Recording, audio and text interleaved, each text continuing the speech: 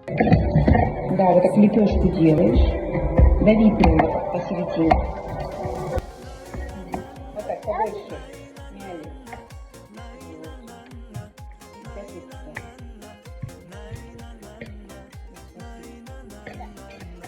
Вот так дави. Нет, руками делаем. Не получится.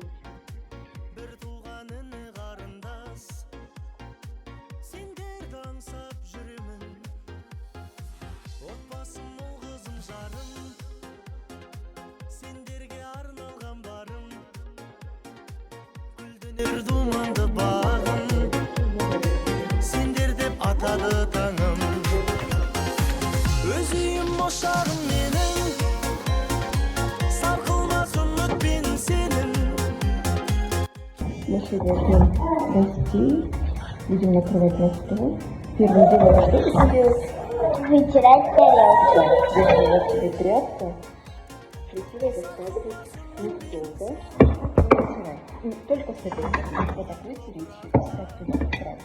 Вот так. Вот такую башенку. Еще. Спасибо, что принесел. Юбки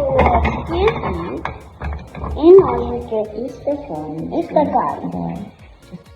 Мы выделили ложки вилки, и сейчас будем раскладывать их. Ложи сначала салфетку. Теперь ложи ложечку и вилочку. Есть потихоньку одну ложку и одну вилку.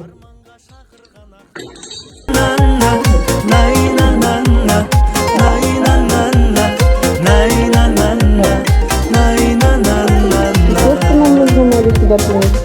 Ата-анам арқасы ерім, тілекшім қамқорым менің, бір туған іні қарындас, сендерді аңсап жүремін.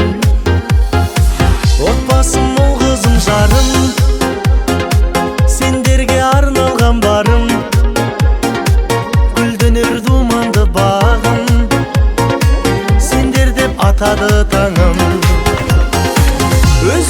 Семья – это наш с вами очаг, в котором горит огонек надежды.